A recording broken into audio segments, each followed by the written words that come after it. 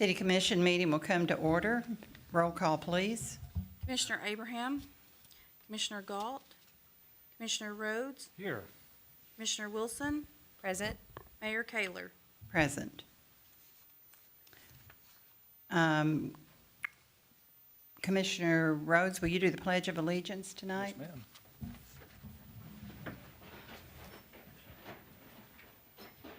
I pledge allegiance To the flag of the United States of America and to its republic for which it stands, one nation, under God, indivisible, with liberty and justice for all.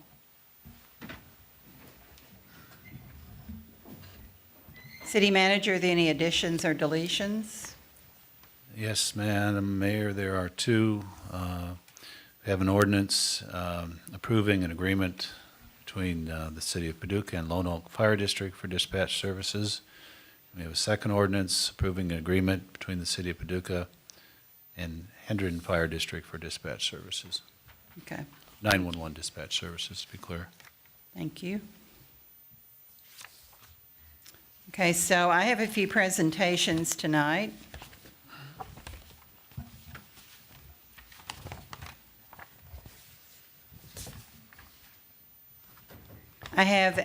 I'm proud tonight to present a Duchess of Paducah to Carolyn Stratton. Carolyn, if you'll come on up.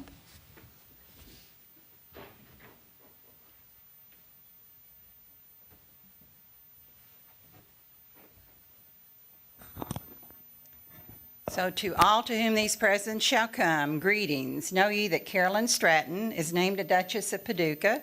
I hereby confer this honor with all the rights, privileges, and responsibilities thereunto appertaining, in testimony whereof I have caused these letters to be made patent and the seal of the city to be hereunto affixed, done at Paducah the 16th day of August in the year of our Lord 2016. So, Carolyn, thank you so much, and we really appreciate everything that you do for our community, and especially for you writing that letter to in the Paducah Sun that gave me the inspiration to help with the project at Stuart Nelson. Would you like to say something? Thank you. It was a pleasure, and it was a joy to know that my writing was the source of something that could motivate so many Paducahans to come together to honor such an exceptional man, and I thank you for the opportunity. Thank you. Continue your good writing.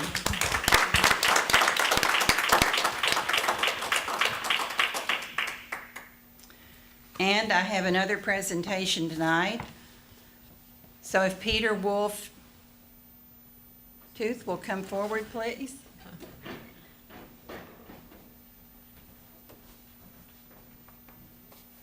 It's just a small way to show our appreciation to you, Peter, for coming back to our community after 30 years and working on one of the Whispering Giants. And we certainly appreciate all the hard work that you've put into this and you know, the whole community that's been involved. I'm sure it's been heartwarming to you.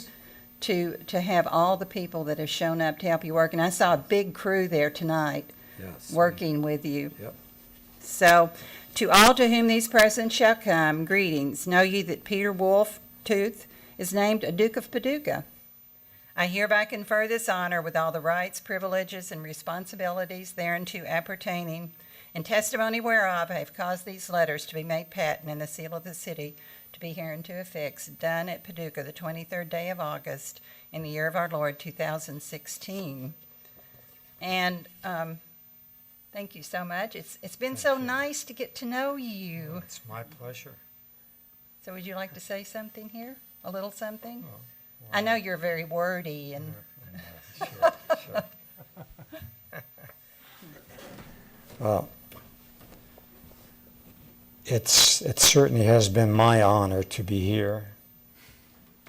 Everywhere I go, and especially when there's someone with a license plate driving up to my studio in Florida, I tell them that my hometown is Paducah, which of course it is. I'm kind of a strange person. I have a hometown every state. That's even different countries. But every chance I get, I tell people that I don't just make a statue, but rather my statues are made, I donate my statues for a humanitarian cause, and that is to honor the indigenous people. I think I'm moving this out. And so each of my statues that I have, the statue here of the Indian, and all of my statues represents and honors the indigenous people of the state of Kentucky. And if you all go by the statue, I hope you stop by and just kind of look a little more closely than most people do, and you will see a little bit of a smile on his face. He has his eyes are a little brighter. His teeth have been cleaned also, but I've given him a bit of a facelift.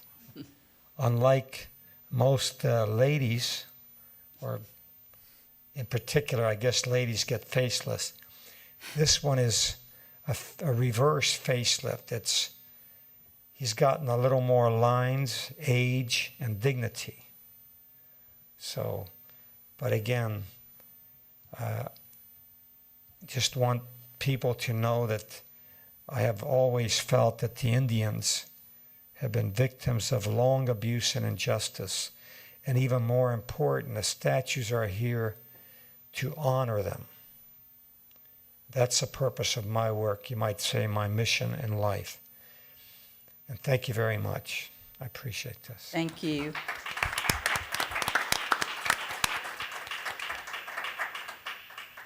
And as I said at the rededication Sunday, you know, it's really, our community is so amazing, because you go to someone like Peter. When I first met him, he, not knowing anyone here, he said, you know, I need this, this, this, and this. And you found that out when you worked with the railroad cars, that all you have to do is go ask for help. So, you know, I talked with Triangle, and I think they worked with you on the train. Exactly. I talked with Precision Machine, Dean Cedarholm and his business there on Monroe with fiberglass, Distinctive Building Materials, and I know there were some other people involved as well as all the people that came to help you with this project and just to donate their time there. So it was very heartwarming to see everybody come together to make this happen. It shows you how much we love your Indian and want to keep it here as long as we possibly can. So we thank you for that.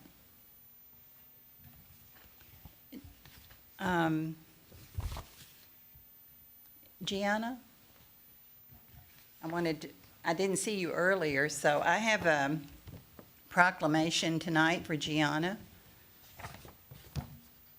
It's a proclamation from the office of the mayor. Whereas in our country, you can come on up.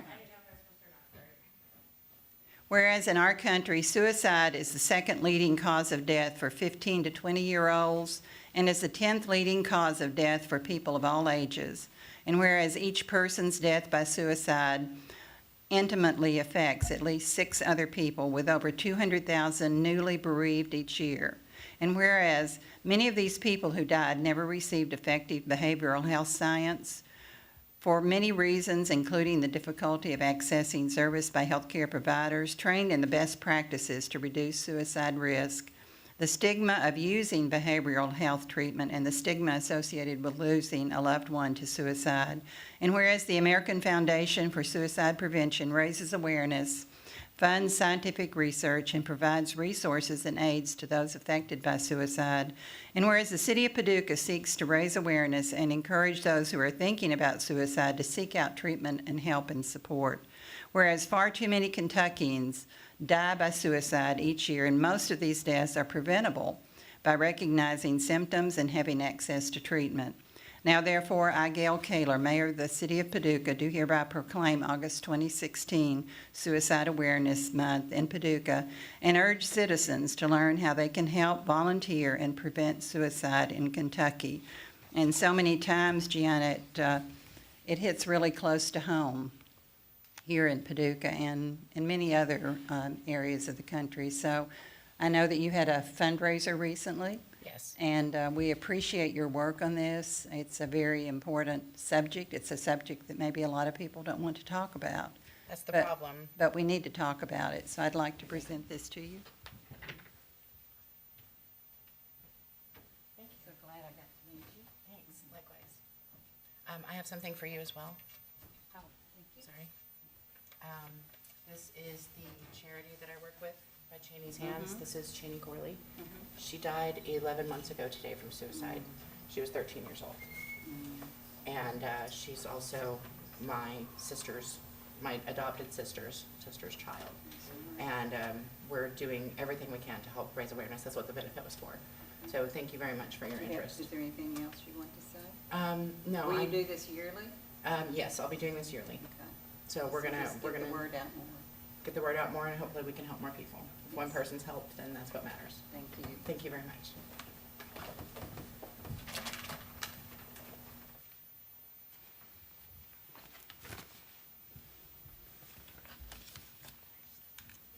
See, we have update from Frank Bennett on the National Quilt Museum. Afternoon, Mayor, Commissioners, City Manager, how you guys doing? Good? All right, as you guys know, once a year I come in and give you an update on the tourism related to the Quilt Museum. As you also know, our fiscal year goes to July to June, so basically we just finished a year. And it was a very good one. We had in actual paid visitors an increase year to year from 15 to 16 of 2.68%, which I'd hope the headline really of what I came to talk about is that this is the 5th consecutive year that we have grown in visitors. In the last 5 fiscal years, we've grown 25.7% in paid visitors at the National Quilt Museum.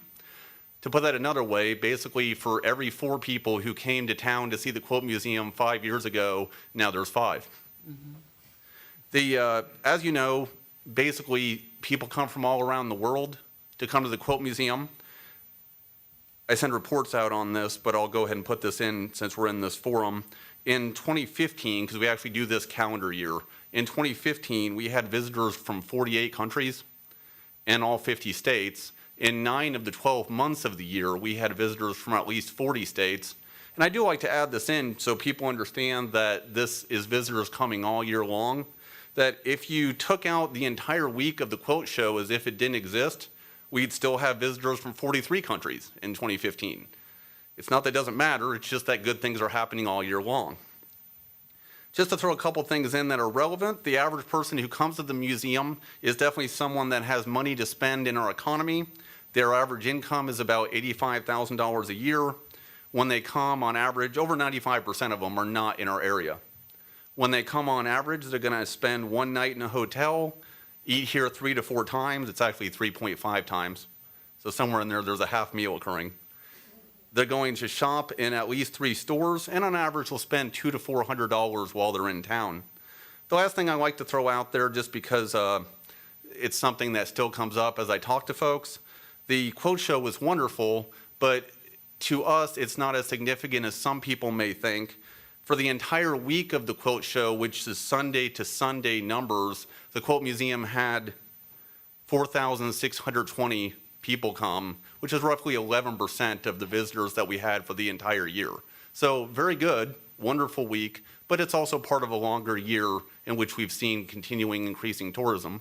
So we appreciate the support of the city, and just want to report that numbers are good and they're continuing to be. Great. Do you have a new exhibit right now? We just had, what just changed? The most recent one that came in was the Manhattan Quilt Guild exhibit. What this is they took some of the best known artists, fiber artists from the Manhattan area and asked them to make quilts that were eventually put into a traveling exhibit. Some of our quilts that represent their interpretation of Manhattan, and some are just quilts that are made on a number of different topics. That's the most recent one. Have any questions? So my guess is you average, you're nearly 1,000, I mean, I'm just kind of, Go ahead. but you're averaging between, what, 900 and 1,000 people a week? with the quilt. Yeah, it actually, and it doesn't go that way. We're busiest between Sure. May 1st and October 31st. That's when we peak. January, or December and January are our slowest months by far. This surprises folks, but October is actually one of our busiest months because it's a very heavy travel month across the country. A lot of people who have a home in Florida and also have a home in the Northeast, the month that they do that travel is October, and then do a lesser extent in November. And you and I have had this discussion before, it just so happens that when the show comes is right at the beginning of us going into our good season. So it's actually a really good kickoff to us getting into a point where we're getting a lot of people on a regular basis. Interesting. Questions, anybody else? I always brag about the Quilt Museum and all the visitors that we have coming in from all over the world to Paducah. Well, we appreciate all the publicity you give us. Yeah. Appreciate your time, folks. Have a good day. That's right.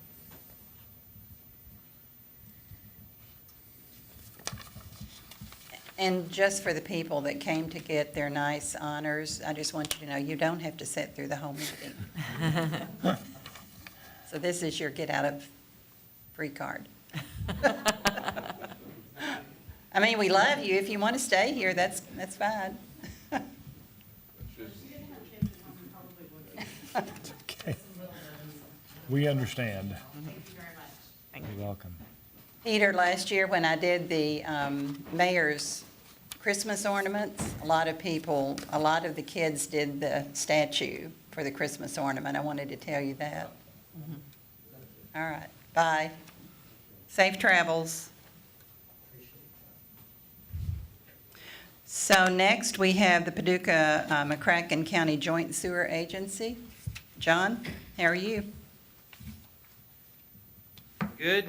I think it's about as different a topic as quilts, and we get back into sewers. So you get into super technical. Nothing major tonight. I need to do public testimony according to the Special Governmental Entity Kentucky Act. Our board has passed two surcharges related to industrial users. Federal government requires bigger plants to have industrial pretreatment and industrial user permit system. We have one. It's modeled after the federal regulations, the minimum standards. In our sewer use ordinance, we outline basically what is the federal program. There are 4 parameters that you can surcharge an industry for. The reason why you would do that, the federal pretreatment program requires you to have limits on your wastewater, what parameters. You can't exceed certain parameters in your industrial wastewater. If 4 of these parameters, one of which is biological oxygen demand and total suspended solids, oil and grease, and ammonia, if they exceed one of those parameters and it doesn't affect your treatment plant, you can surcharge them a fee instead of giving them a notice of violation. There are a lot of other ones that they can't exceed, metals and things like that. But these are things that are basically specific to whether or not your treatment plant can handle those deals. So we've had 2 charges. We've had a charge related to biological oxygen demand and total suspended solids for probably as long as we've had a treatment plant. And we actually had those in our last rate change. We showed those. But we've never had one for oil and grease and ammonia. Well, we don't have very many people exceed anything here in Paducah. We're pretty much residential-based sewer flow. We have 6 to 8 industrial users in our program, so this doesn't really affect very many people. But nowadays, no one wants to be written up in the paper. And so they have come to us, and the state has asked us, why don't you just surcharge these people instead of writing up a notice of violation? Because it doesn't affect our plant. Our plant can handle these things fine. So that's what we've done. Our board passed an ammonia surcharge and an oil and grease surcharge. They are 35 cents a pound for oil and grease and 59 cents a pound for ammonia. I can go through those calculations if you want me to, but I assume that you probably don't. really won't affect us monetarily, won't really affect anybody in town monetarily. In fact, several of them have asked us to do this, so it's basically in response to them that we do it. But because it is a new fee that we charged, I felt like it was appropriate for me to do my public testimony according to House Bill 1, and that's what I'm here to do. So I think I've satisfied that. I will probably write each individual permit holder a notice instead of doing a paper notice, because like I said, it only affects your high-strength wastewater users. So that's what we're doing. Any questions? No, we're fine with it. I know that you all do a great job there at JSA, and we always appreciate all the information that you bring to us here at the commission. No matter how How super dry technical it and is, boring or- it is, yes, that's Yeah, right. Or the little Yeah. comedic, things that you say. Little about things that you've got to business. do to comply with federal law. We get audited in our industrial program every year, and every year they have new recommendations for us. It is never-ending story for that. So we try to stay ahead of that as much as we can. One other thing to note real quick is that we do continue to work on our combined sewer stuff with EPA and related to our programs and our submittals to them. We'll take to the board a 22-year program. I think I came to the commission last year and talked about making a 30-year proposal on that, full well knowing that no one has ever gotten 30 years. So I didn't expect us to. We've had some talks with them, and it looks like they would accept a 22-year program on that. So we're gonna look at that. That's much better than what we've been under, which is a 10-year order, I guess. So it actually would take something from 10 to 39 years since 07. So that's what we're looking at there.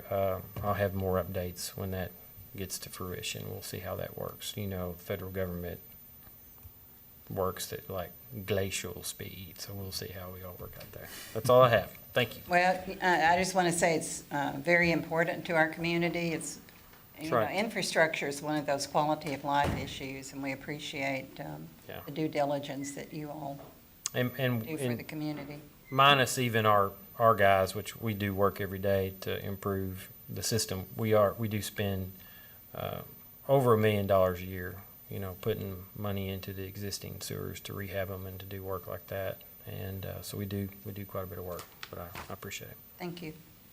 Thank you, John. Let's see. Commissioner Rhodes, you had the minutes. All right, let me get reorganized here. Okay, here we go. All right. Yep, there we go. I move that the reading of the minutes for the August 16th, 2016 City Commission meeting be waived and that the minutes of said meeting be prepared by the county, or the city clerk, sorry, Cammie, as approved and written. Gosh, Second. This light is really bearing down. City Clerk? Commissioner Rhodes? Aye. Commissioner Wilson? Aye. Mayor Kayler? Aye.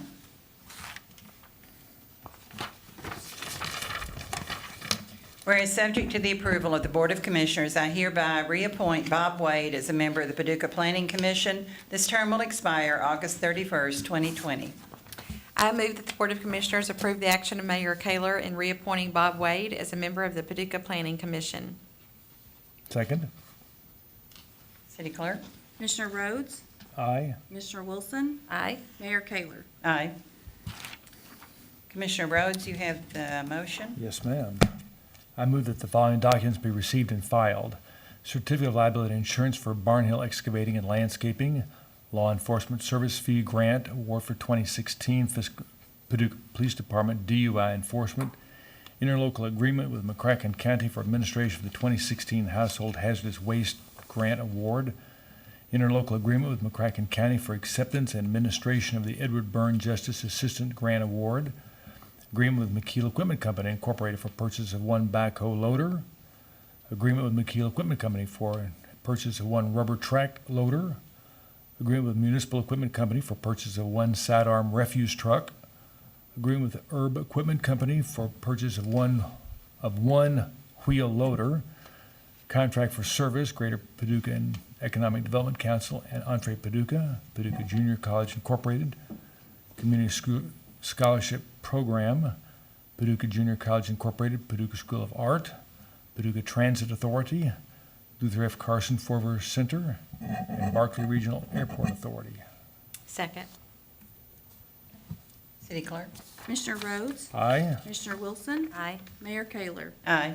We'll go into our municipal orders. Commissioner Wilson?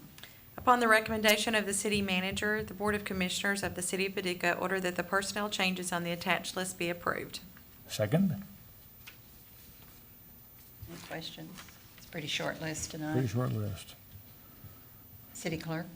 Commissioner Rhodes? Aye. Commissioner Wilson? Aye. Mayor Kayler? Aye. Commissioner Rhodes? It's really changed the dynamic with just two of us. It's like a ping pong game. I move that, I'm sorry that you'll have to listen to me twice as much. I move that a municipal order entitled, "A Municipal Order Authorizing the Planning Department to Submit an Application and All Documents Necessary for the City of Paducah in partnership with the Market House Theater to apply for the 2016 Our Town Matching Grant funded by the National Endowment for the Arts in the amount of $150,000 to be used for the Market House Theater's The Next Stage campaign, and authorizes the mayor to execute all application documents relating to same be adopted." Second. Good evening. Really, for the last several years, Cheryl with Grants Administration has been working with Michael on this NEA Our Town grant. It is a $150,000 grant with a match of $150,000, which will be coming from Market House. I've asked Michael to come to kind of give you an update of where they're at and what they're going to be using these funds for. We have, as Steve said, we've been working for several years on this project. And it is to stabilize and to do some construction on the existing buildings around the Market House Square. We have some educational programming that we've been quietly doing for the last several years, expanding that programming. And we've reached a point in time where we're about to apply for some architectural design help with that project. And that's what the grant is for, because that's all they will fund is the design part of that grant. But the theater has taken on quite a project. We have about 9 buildings that we're working with. And some of that stabilization and some of that is doing some restoration and some new construction on that. And that's what our application is for. And it's for working with a lot of different arts groups in the community for an educational center for arts education. Michael, I just wanted to tell you, you all really knocked it out of the park again last Saturday. It was a wonderful event. You didn't let the rain stop you at all, and it was a great venue to have it inside at the 2 buildings. So, and of course, I was there with my granddaughter. She had a great time, and it was good to see all the other kids too as well, enjoying themselves. Well, and we had, I think, 9 groups that joined us in that effort. And the buildings that we were in are part of this application process, the Finkel's Building and some of the other buildings that we have connected to the theater. So, Good luck. It's time for our community to get that grant. We've applied several times. It's we time have. for it. I think this is the lucky time. Yeah. Thank you. Thank you. Do me call the roll? Please. Commissioner Rhodes? Aye. Commissioner Wilson? Aye. Mayor Kayler? Aye. Commissioner Wilson? I move that a municipal order entitled, "A Municipal Order Approving and Authorizing the Execution of Consent to Casualty Insurance Renewal with the Columbia Club, Inc., a Kentucky nonprofit corporation," be adopted. Second. Hi, Steve. Yes, several years, 2 years ago, the City of Paducah transferred Columbia Theater to the Columbia Club. As part of that MOU, there was a statement there that the city would continue to provide casualty insurance to the Columbia Club for a period of 2 years unless the city agreed to extend that coverage. What this allows is for that coverage to be extended for an additional 2 years and then be automatically renewed unless there's a decision of the City Commission and the city manager to cease that coverage. Great. It's the right thing to do. Thank you, Steve. Thank you. City Clerk? Commissioner Rhodes? Aye. Commissioner Wilson? Aye. Mayor Kayler? Aye. We'll go on to our ordinances adoption. Commissioner Rhodes? Hang on one second, I think. I think I've got one out of order here. Are we doing next, HDR. oh, I'm sorry, yeah, I think the other HDR thing. Okay. I said it changes the dynamic. I move that the Board of Commissioners adopt an ordinance entitled, an ordinance of the City of Paducah, Kentucky, approving a professional service agreement for engineering design services required to complete the project plans for flood control pump stations 1 and 9, authorizing additional construction, administration, and inspection services during the construction of the project, and authorizing the execution of said contract. This ordinance is summarized as follows. The city hereby approves the professional service agreement with HDR Engineering Incorporated for engineering design services required to complete the project plans for flood control pump stations number 2 and number 9. The city also agrees for HDR to provide construction, administration, and inspection services during the construction of the project. The total amount for the contract for all services will not exceed $132,500. Further, the mayor of the city is hereby authorized to execute the agreement. It's actually Pump Station 2, right? Right. Yes. Second. What? City Clerk? Commissioner Rhodes, Aye. Commissioner Wilson, Aye. Mayor Kayler. Aye. Commissioner Wilson? I move that the Board of Commissioners adopt an ordinance entitled, an ordinance approving the execution of an agreement and all documents relating thereto with the U.S. Department of Justice for a 2016-2017 Edward Byrne Memorial Justice Accountability Grant through the U.S. Department of Justice to be used by the Paducah Police. This ordinance is summarized as follows. The City of Paducah hereby approves the execution of a grant agreement and all documents relating thereto with the U.S. Department of Justice for a 2016-2017 Edward Byrne Memorial Justice Accountability Grant in the amount of $11,963 to be used by the Paducah Police Department to purchase mobile radios. No local match is required. Second? City Clerk? Commissioner Rhodes, Aye. Commissioner Wilson, Aye. Mayor Kayler. Aye. Commissioner Rhodes? I move that the Board of Commissioners adopt an ordinance entitled, an ordinance authorizing and directing the mayor to execute addendum number 3 to the agreement to employ Jeffrey A. Peterson as Paducah City Manager. This ordinance is summarized as follows. The city hereby approves the addendum to the employment agreement with Jeffrey Peterson and authorizes the mayor to execute said addendum.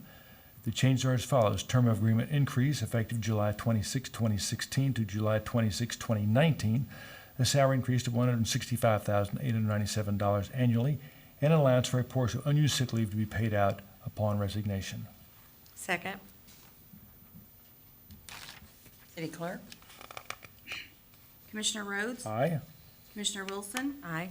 Mayor Kayler. Aye. Jeff, would you like to say anything tonight? Thank you.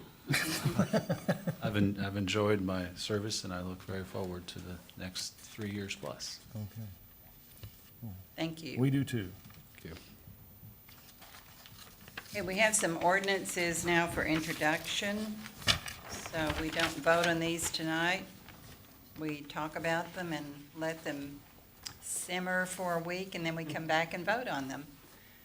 And the one coming up that Commissioner Wilson is going to read, I love being out in the community and hearing people talk when they don't know you're listening to them. And you really hear what people are thinking. So today I'd made a stop in Lower Town, and I was getting back in my car, and I heard the 3 people painting the Smedley Iser house talking, and I put my ear out like this and left the car door open.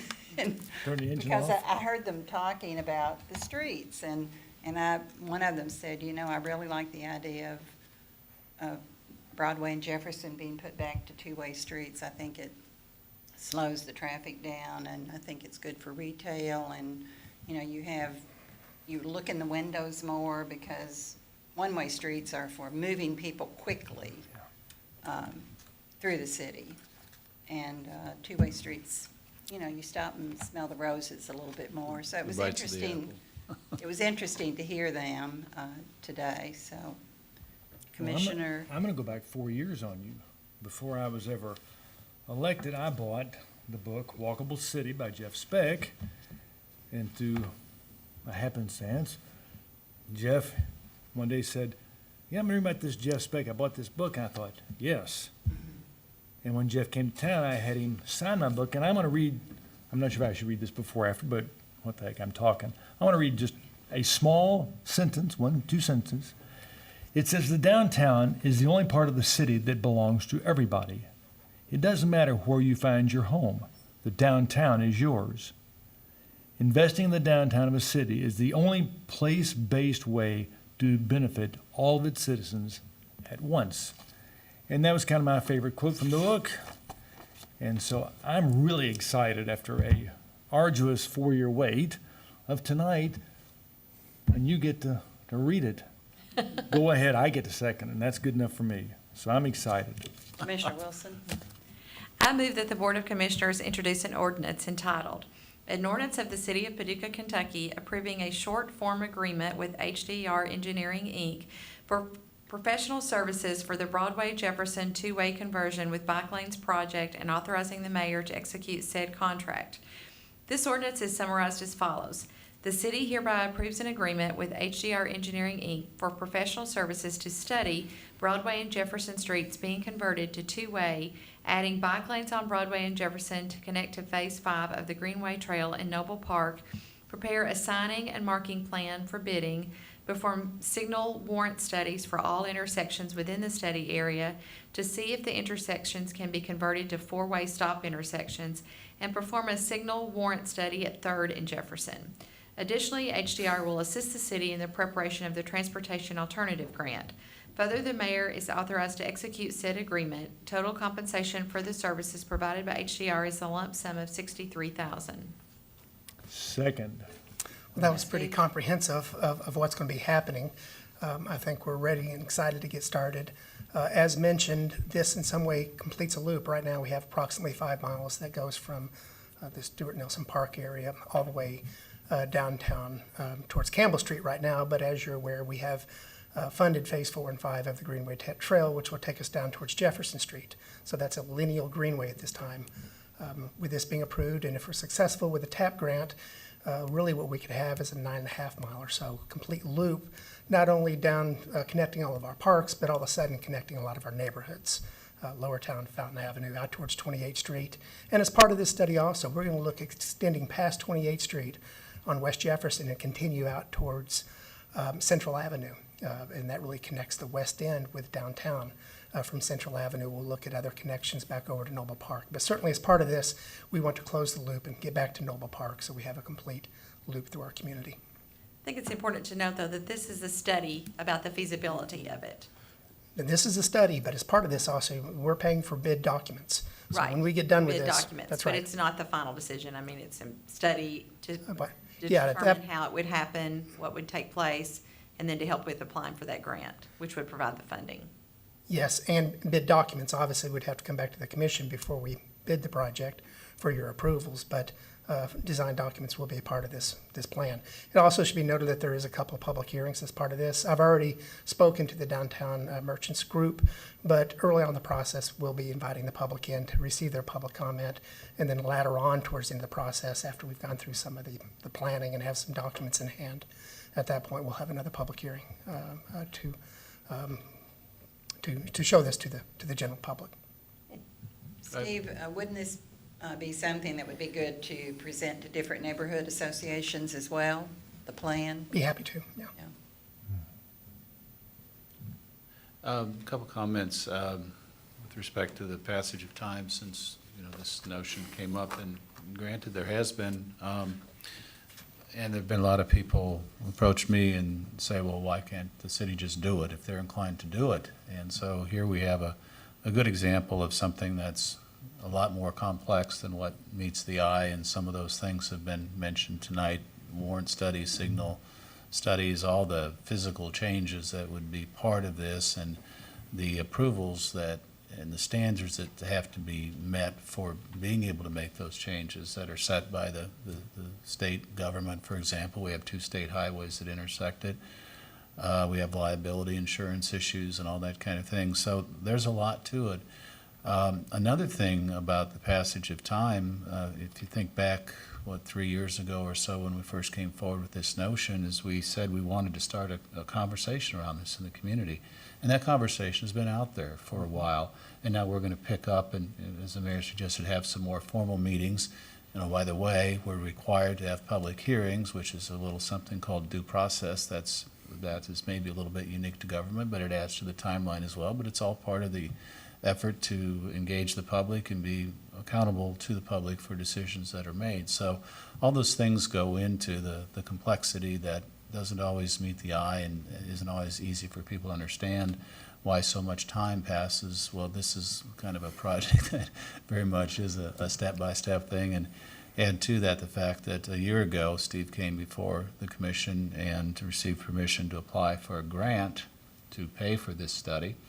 So some time and effort went into that. It was a rare instance of where we were not successful in a grant application.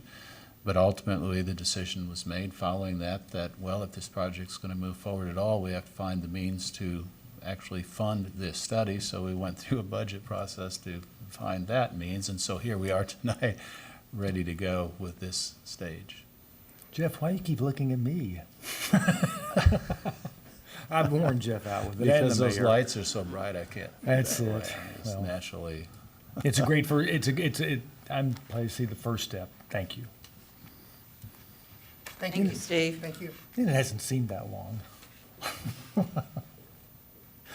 All right, Commissioner Rhodes, you have the next one. all righty.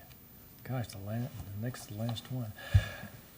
I move that the Board of Commissioners introduce an ordinance entitled, an ordinance amending Chapter 6, Sections 62, 67, 69, 631, 635, and 640 of the Code of Ordinances of the City of Paducah, Kentucky.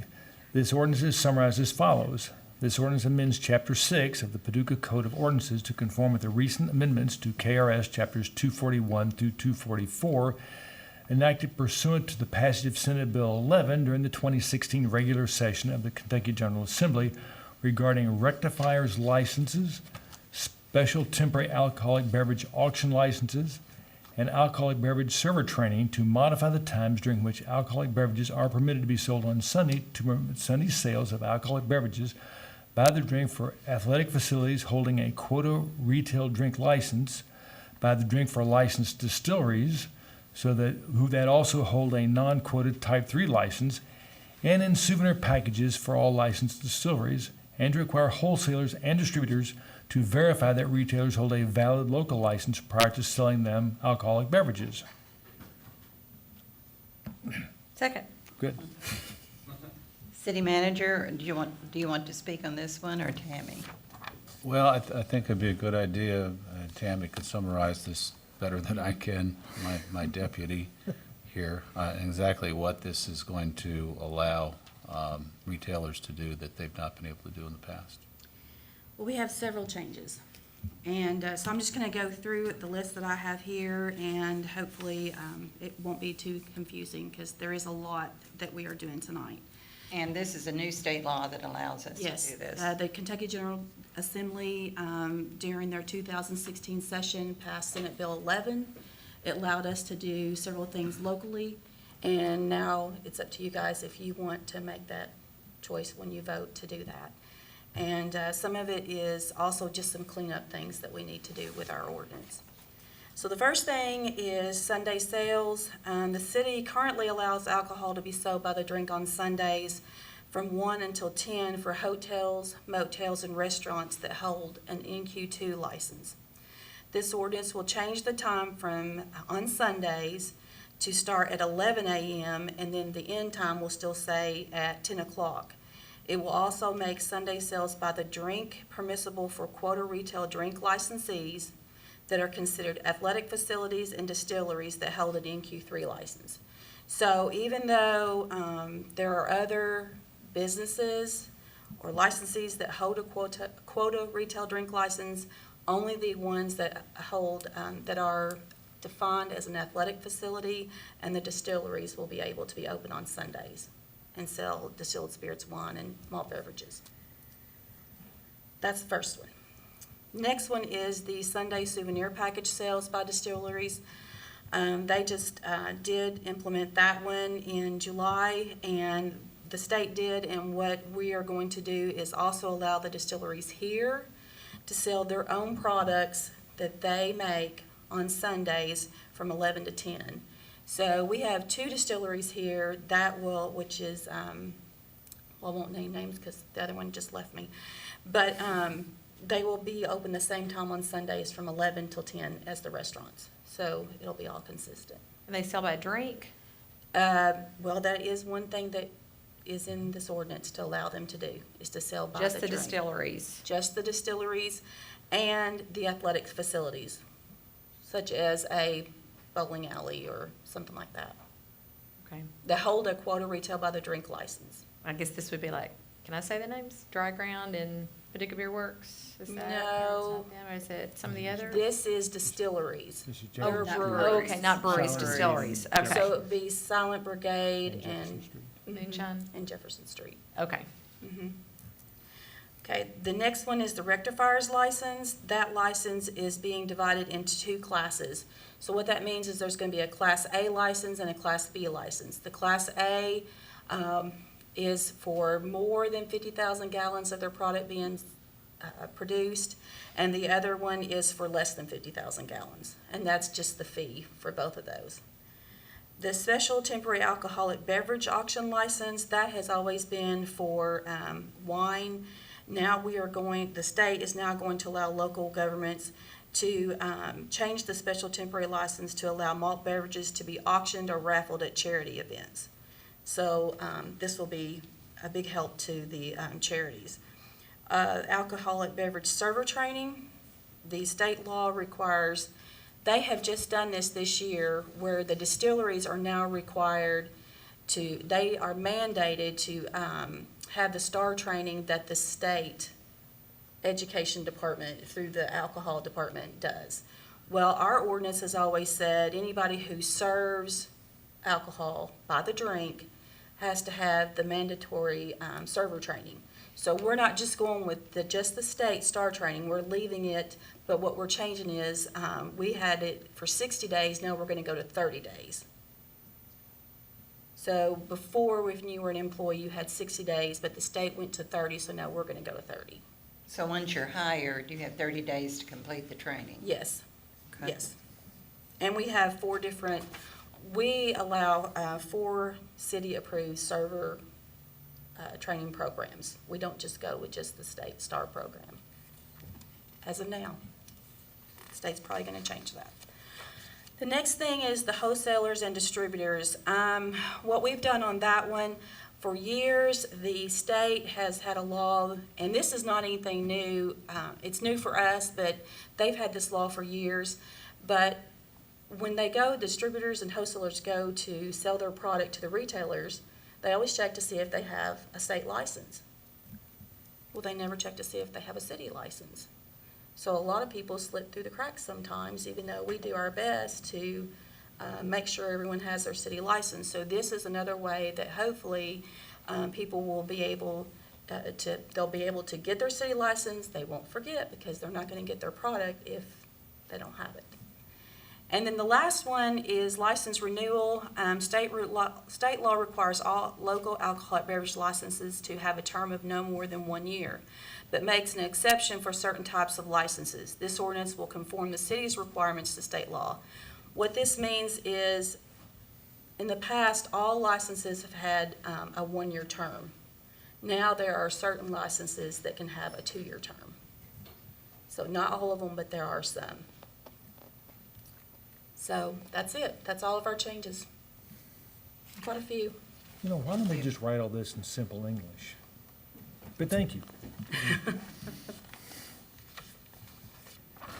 That was a lot of work on Tammy's part and some legal consulting as well, so good job, Tammy. Good job, Tammy. Well, I didn't do it all by myself. The attorneys helped. Okay, Commissioner Wilson? I move that the Board of Commissioners introduce an ordinance entitled, "An Ordinance of the City of Paducah, Kentucky approving an agreement with Lone Oak Fire District for dispatch services and authorizing the mayor to execute said agreement."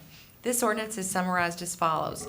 The City of Paducah, Kentucky hereby approves a communications service agreement with Lone Oak Fire District for 911 dispatch services, which will begin on August 1, 2016, and authorizes the mayor to execute the agreement. The initial term of the agreement shall be for a period of 18 months. Such term shall automatically renew at the end of the initial term and any subsequent terms thereafter for an additional 18 months unless either the city or McCracken County Fiscal Court decide to terminate or renegotiate the agreement. Is that should be Lone Oak Fire Yes. District 911? I'm sorry, that one Okay. I missed, and it's the same thing. Here's if you pick one, Go ahead. Okay. Okay. Need a second? Oh, I'm sorry, second. Thank you. Commissioner Rhodes, you have the next one. All right, I move that the Board of Commissioners introduce an ordinance entitled, an ordinance of the City of Paducah, Kentucky, approving an agreement with the Hendron Fire District for dispatch services and authorizing the mayor to execute said agreement. This ordinance is summarized as follows. The City of Paducah hereby approves a communication service agreement with Hendron Fire District for 911 dispatch services, which will begin on August 1st, 2016, and authorizes the mayor to execute an agreement. The initial term of the agreement shall be for a period of 18 months. Such term shall automatically renew at the end of the initial term and any subsequent terms thereafter for an additional 18 months unless the city decides to terminate or renegotiate the agreement. Second. City manager, do you want to speak? Well, this, upon second reading and passage, will constitute the full 5 rural fire districts being signed on with us in the agreements for 911 communication services. The two that you're introducing tonight, Hendron and Lone Oak, are different than the first 3 in that the first 3 signed in for an initial term of 4 years, and these 2 are for an initial term of 18 months. So we didn't see a problem with that. Other than for that, the agreements are all the same between the 5 rural fire districts and the city. So we're pleased to complete the process here. Good job. Good work, thank you. Do you have a report tonight? I do. However, it's not really a report. I want to kind of start a new program as part of my report that I'd like to do every other meeting or so. During our follow-up to our citizen survey, we talked a lot about our desire to increase public understanding what we do, which hopefully breeds confidence and trust in city government. And so part of that is helping the public understand what we do and finding the best avenues that are possible to do that. So as most of you know, Pam Spence, our public information officer, along with various city staff members, from time to time produce something called Paducah View, which are short spots that kind of focus on some aspect of the operation of city government. So we'd like to show one of those tonight briefly. It's about 6 minutes, and it's very timely. This one has to do with stormwater, which is something that we're sort of out of the gate with. They're going to be taking big steps forward shortly. In the next few weeks, you'll be entertaining a consulting agreement for services associated with the development of a comprehensive stormwater management plan. So for all those reasons, this is a good one to start out with. So I'll let Pam take it from there. Okay, let me just get it started up here. When it rains, part of the precipitation is captured by plants or infiltrates the ground. The remainder of the rainfall flows over the land surface as stormwater runoff. That stormwater is looking for the nearest ditch or creek and uses pathways such as gutters and storm drains. However, what happens if the gutters are full of leaves and the storm drains are clogged? Stormwater and Drainage Engineer Eric Hickman with the City of Paducah Engineering Public Works Department is here to tell us how you can help with stormwater management.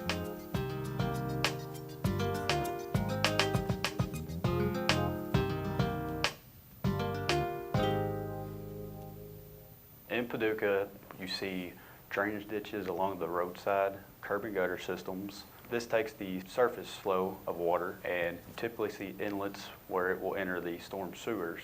Inlets, they're also called catch basins or yard inlets. They typically have grading. They're either flat or they'll have bars on the inlets to make sure any large objects do not enter the storm sewer system and cause obstructions within the storm sewer. Throughout the city, we have roughly 6,000 storm inlets, and we have 110 miles of separate storm sewer system. And we also, stormwater drains through the combined sewer, which takes in sanitary and stormwater. And there's roughly 70 miles of combined sewers within the city. So from the roadside ditches to the separate storm sewer systems to the curb and gutter, it all drains to the creeks and then eventually out to the Ohio River. So that's the typical drainage system for the city of Paducah. The problems actually, they start with the topography of Paducah. We're in natural floodplain of the Ohio River. Paducah is a pancake pretty much. We are protected by a flood wall and levee system, and if that wasn't up, Paducah would be inundated by water even past the 30th Street on back. The common issues I see a lot of times that we can't control because we can't control our natural topography. We can control what we put into the gutters and the ditches, maintaining drainage ditches, keeping them in a lawn state, and picking up yard debris, making sure there's no leaves or trash into the gutters. These items wash down the curb and gutter or the ditches and get on the storm inlets and they collect there, and then we have localized flooding, and it could flood the streets or even potentially private property. So those are a lot of the issues I see out in the field, and a lot of complaints I get are from obstructions of drainage. Sometimes when they enter the system, it causes even bigger problems because they get into the storm sewer pipes underground, and it just causes dams within the pipes and takes away the design carrying capacity of the pipes. A lot of the issues are seasonal. With the fall, we see a lot because of leaves. Leaves are falling, leaves are collecting on the storm inlets and in the ditches. And in the summertime, the spring leading up, people are cutting their grass, sometimes blowing their grass out into the streets, and gets trapped on the inlets as well. And in the wintertime, there's not a lot of vegetation. It's bare soil at times, and we have erosion problems, and then that takes dirt and sediment into the storm sewer systems. So it's almost a year cycle, just different things at different times. The public is a big part of this, and it's all about teamwork. Citizens, if they can take care of their private property, just some things you could do instead of mowing where your mower blows outward, so you're not mowing the same area twice, the same grass over and over. You could take a few laps and where your mower blowing inward towards your property, so it's not blowing out into the curb and gutter. Bagging your leaves, keeping up with that typical maintenance. And if you have a ditch on your property, keep that in a lawn state. Don't let it grow up. Sometimes we see knee-high weeds and small saplings that have grown, and that collects over time, and that takes away the capacity of the ditch. Actually, there's an ordinance under 9831 that talks about the responsibilities of the abutting property owners to the right-of-way, and it's the property owner's responsibility to maintain their portion of the right-of-way, whether that's mowing the ditches, cleaning the sidewalks even, making sure the curb and gutters are clean, and making sure it's just maintained and in a sanitary condition. The city provides services to help the citizens pick up the yard waste. If a citizen has 5 bags or less of leaves or yard debris, they can set that out with their regular trash pickup, and it will be picked up that day. If they have more than 5 bags of leaves or grass clippings, we usually pick that up on Mondays, or you can call the Engineering and Public Works office at 270-444-8511 and schedule a pickup time. And what we like to tell people is when you do bag your leaves and you have brush piles, you want to make sure you're not putting those items inside the flow line of the ditches or the curb and gutters. Make sure it's up in your yard somewhat on the top of ditch or behind the curb and gutter. We also have a compost yard, and it's open Monday through Saturday from 7 to 3, and it accepts all yard waste, bagged leaves, unbagged leaves, grass clippings, brush, trees for all the citizens of Paducah. It's all about teamwork. The natural topography is our biggest issue, but any small things we can do to eliminate obstructions within the ditches, the curb and gutters would be a great help to get the water flow and get to the Ohio River. We've been talking about ways to maintain the flow of storm water so that it can drain properly. However, these practices also help reduce storm water pollution.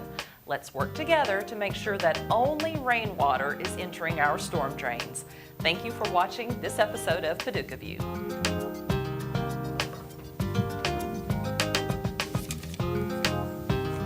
Good job, Pam. Thank you.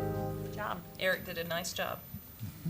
Eric will increasingly be the face of the city's stormwater management efforts going forward over the next several years, so we're looking for every opportunity to get him going in that regard. I thought that was an excellent program, and I commend Pam and Eric as well. And I think it's, again, an opportunity to invite the citizens into the effort to help the city deal with some of the challenges that we have. And again, we'll continue to do this from time to time as we produce these things and as topics become increasingly relevant to the community. That's all I have. I told Rick last week I was driving down MLK and a gentleman had just cut his lawn, and he'd blown the grass clippings out in the street. He was out in the street with a dustpan and a broom, sweeping up his grass clippings. I turned the car around and went back and thanked him for doing that, because we've had so much rain this year. We've had so many high grasses that have been cut and thrown out into the street. And an example, in last major rain that we had on Park Avenue, the whole storm inlet was blocked with grass clippings, solid grass clippings, and it couldn't drain. It didn't drain for days because it couldn't get down into the storm drains. So it is very important that people do that and keep them out of our streets. And Rick, another thing I wanted to talk about how good it looks is the new sidewalks over on Broad Street and South 6th Street. I was in a business over there the other day, and she said it was wonderful to look out her front door and see the new sidewalks. And we've even put sidewalks in places where there weren't sidewalks before. So she just wanted to thank us for that. As part of your sidewalk street rehabilitation program. Any other comments? Okay, do we have any public comments tonight? Okay, we don't have an executive session, so meeting's adjourned.